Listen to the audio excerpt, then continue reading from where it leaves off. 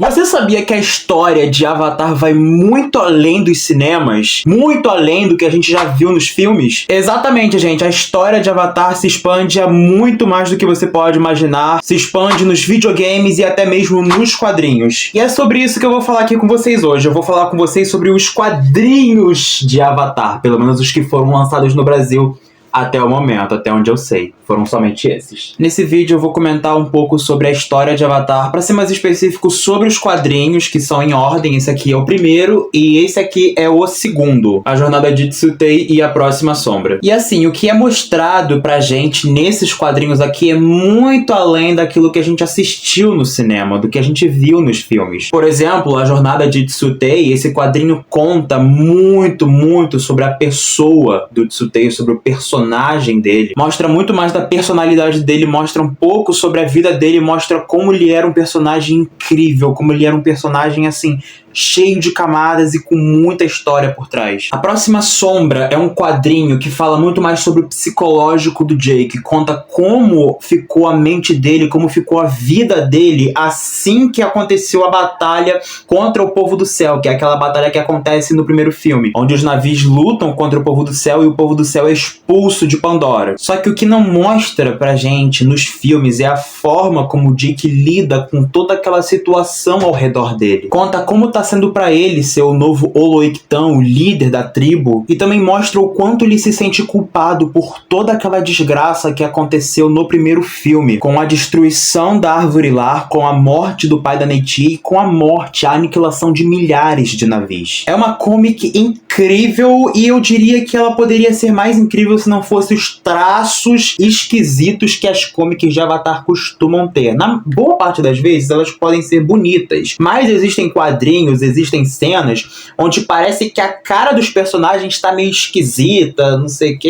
Isso é assunto para depois. Existem também mais quadrinhos sobre Avatar, do universo de Avatar, como Adapt or Die, porém esses quadrinhos não chegaram no Brasil e não tiveram uma versão com tradução brasileira em português para eles. Pelo menos até onde eu sei não tem, gente. Eu pesquiso muito sobre isso, eu sou um imenso fã e até onde eu sei não tem nenhuma informação sobre esses quadrinhos em português aqui no Brasil. Tá para sair também um novo quadrinho de Avatar, e pelo que parece vai ser um quadrinho que vai contar mais sobre a família Sully, como eles eram antes da chegada do Povo do Céu, e eu juro pra vocês que esse quadrinho eu tô louco pra colocar minhas mãos e ler, porque, gente, é a família que eu mais amo nessa vida. Eu amo todos eles, eu quero muito ler mais sobre eles. Não se tem informação se vai chegar em português traduzido logo de cara, se vai ter um lançamento aqui no Brasil, mas eu não importo, eu compro em inglês, eu leio em inglês e não importa nem um pouco. Eu vou falar um pouco a respeito sobre esse quadrinho aqui, que é A Jornada de Tsu'tey, que eu amo demais. Paixão, vingança e guerra muito além do que você viu no cinema. Desde o primeiro encontro com Jake Sully até a aceitação da Última Sombra, a vida de Tsu'tey configura uma jornada que ele não poderia imaginar. Neste retorno a Pandora, a história do filme Avatar é contada sobre a perspectiva de Tsu'tey, guerreiro do clã Omaticaya. Os eventos narrados em 6 episódios neste volume transcorrem no mesmo espaço de tempo do longa-metragem de James Cameron. O roteiro desse quadrinho foi feito por Cherry L. Smith e o desenho foi feito por Jen Dursman. A arte final é de Dan Parsman e as cores é de Wes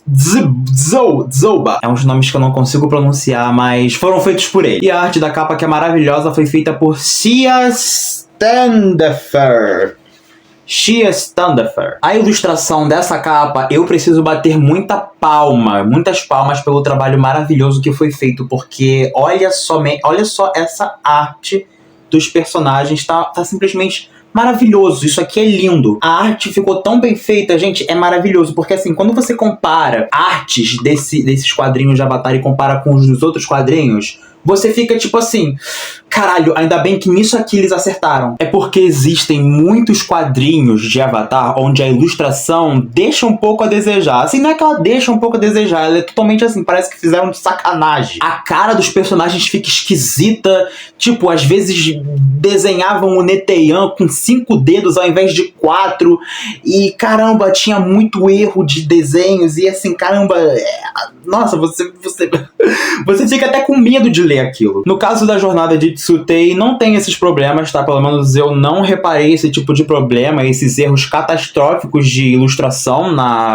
no quadrinho do Tsutei. Existem alguns momentos onde parece que os personagens são um pouco mais musculosos do que na página anterior, que parece que a cabeça deles ficou desenhada de uma maneira maior ou menor, assim, sabe? Só que não é uma coisa assim tão chamativa, uma coisa que, tipo, tira a sua atenção e fala, caramba, que mal desenhado que ficou isso. Não ficou bem desenhado. Só é uns detalhezinhos que chamam a atenção, sabe? Mas a maior parte da ilustração desse quadrinho é muito bonito, muito maravilhoso, e eu vou mostrar pra vocês aqui. A primeira ilustração, tirando a arte da capa, que a gente vê quando a gente abre o quadrinho, é essa aqui do Tsutei.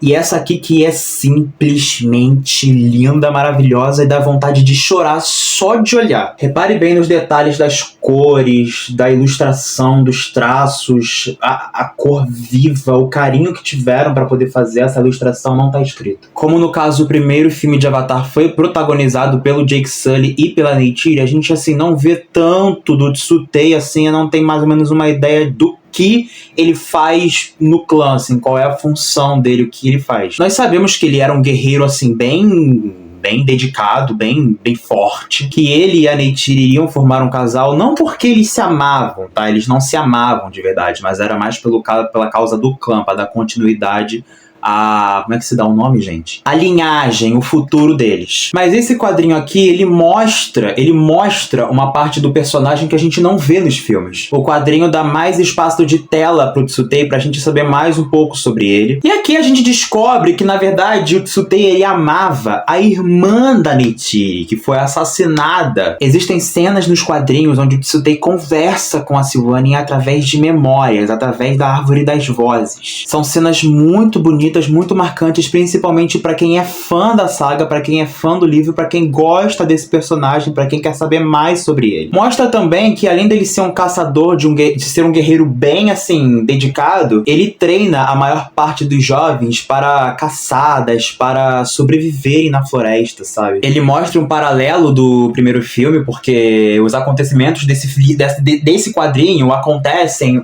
basicamente na mesma linha de tempo do primeiro filme. Acontece assim, bem nos mesmos acontecimentos. Ele só mostra totalmente o ponto de vista do Tsutei sobre tudo isso. Mostra também o porquê que ele fica tão ameaçado, ele fica tão desconfiado do Jake no primeiro filme, porquê que ele odeia, né, basicamente ele de início, porque ele teme por ele teme pela família, ele teme pelo povo, ele teme que o Jake seja basicamente uma ameaça pra todos eles. E assim, no final das contas, acabou sendo mesmo. E ele sente muito medo, ele fica aflito, porque ele já vivenciou isso antes. Tanto ele, quanto a Neytiri, quanto a Sylvain, eles tiveram aulas com a Doutora Grace, eles confiaram nela, acreditaram que estando perto dela, eles estariam seguros, só que teve aquele acontecimento onde teve o desmatamento e a Sylvain não tinha gostado nada daquilo, então eles acabaram intervindo, tacaram fogo na escavadeira, então alguns atiradores atiraram em todos os navios e mataram a Sylvain bem na frente da Neytiri. Isso pesou não só pra todos, mas também principalmente pra Neytiri e pro Tsutei. Pra Neytiri porque era a irmã dela e pro Tsutei porque era a pessoa que ele amava demais. Foi aí que começou a surgir o ódio pelos humanos, o ódio pelo povo do céu, o ódio, o medo que o Tsutei tem do Jake no início do primeiro filme, também na metade, também parece basicamente o filme inteiro. É muito gostoso ler esse quadrinho, é muito gostoso acompanhar essa história, ver por essa perspectiva, pra qualquer um que é fã da obra, pra qualquer um que é fã dos personagens, assim como eu, é muito bom. Claro, tem coisas que, assim, nunca vai ser a mesma coisa do que no filme. Por quê? Porque os quadrinhos não foram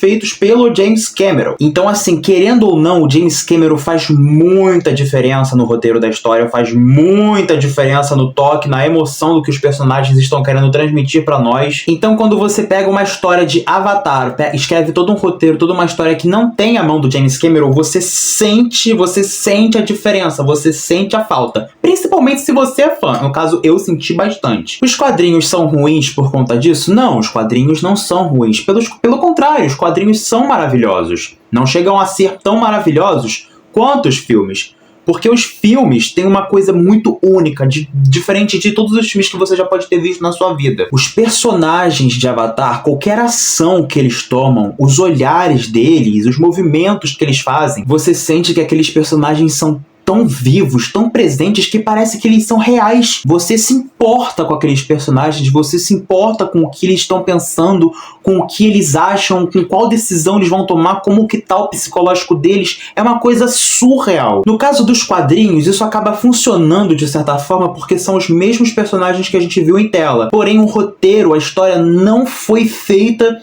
pelo James Cameron, no caso dos quadrinhos. E isso causa uma certa estranheza ao longo do tempo conforme você vai lendo. Mas assim, é uma estranheza bem mínima, porque não é como se estivesse estragando a experiência. Não, continua sendo maravilhoso tanto quanto, porque é Avatar, gente. Dificilmente a pessoa vai escrever alguma coisa sobre Avatar que você vai olhar e vai ficar...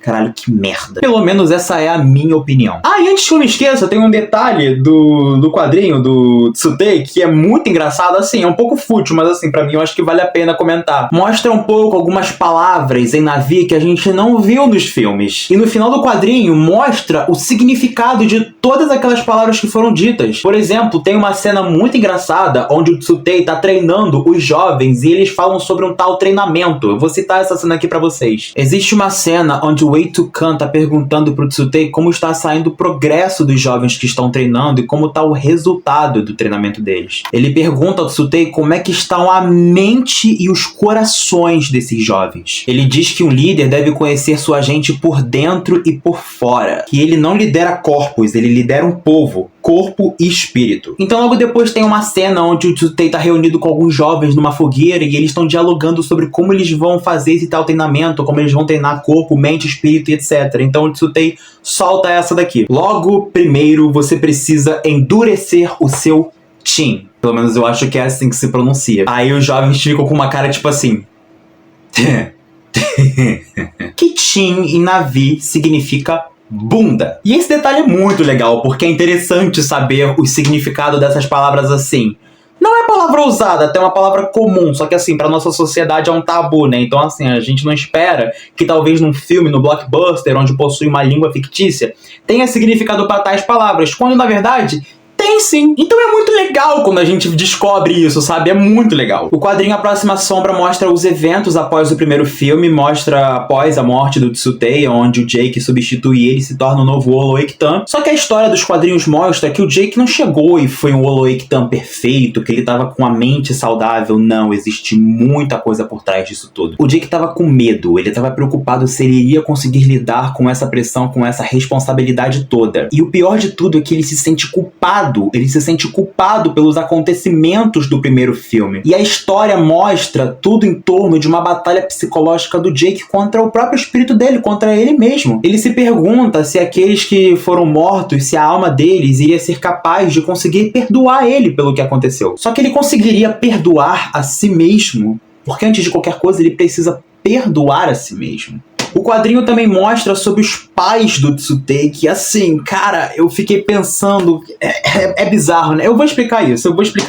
Nos quadrinhos mostra que o Tsutei tinha um irmão mais novo chamado Arvok. Então, como o Tsutei tinha se tornado Olo-Ektan após a morte do Wei Tukan, que é o pai da Neytiri, caso o Tsutei morresse, os pais do Tsutei, na mente deles, o Arvok deveria ser o substituto, ele deveria ser o Olo-Ektan, mas não.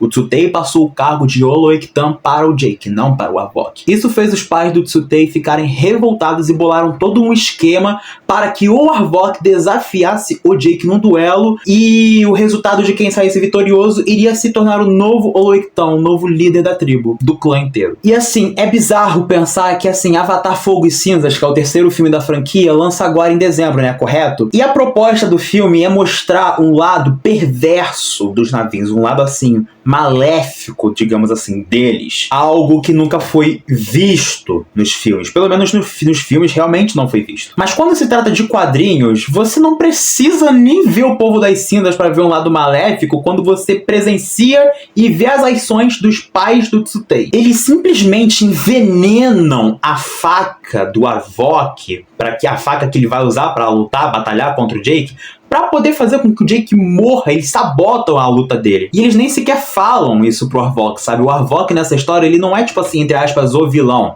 Ele é um personagem que assim, ele sente muita falta do irmão dele, ele é um personagem assim, muito ingênuo, muito inocente, e ele acaba assim, agindo por impulso, porque ele é muito jovem. Isso tudo me faz pensar, caramba, eu não preciso ver o Povo das Cinzas pra ver um lado perverso dos navios, pelo menos em tela, porque assim, em presença, os pais do Tsutei mostraram isso com louvor. Puta que o pariu! Ah, e um outro detalhe que eu já ia esquecendo de comentar aqui com vocês é que nesse quadrinho aqui, A Jornada do Tsutei, existe uma mini historinha bônus no final dele. E o nome dessa mini historinha se chama Irmãos. O que ela mostra nessa mini historinha? Ela simplesmente mostra o processo de batalha do Jake contra o Todoroki matou. Porque no filme, assim, não mostra a cena do Jake lutando contra o Todoroki pra conseguir domá-lo. No filme não mostra, tem um corte. Ele pula em cima dele, corta e já vai pros navios na Árvore das Almas. Aqui no quadrinho não, no quadrinho mostra a cena do Jake encarando o Todoroki matou e indo pra cima dele pra poder domá-lo. E ao mesmo tempo que ele tá domando o Todoroki, ele, na mente dele,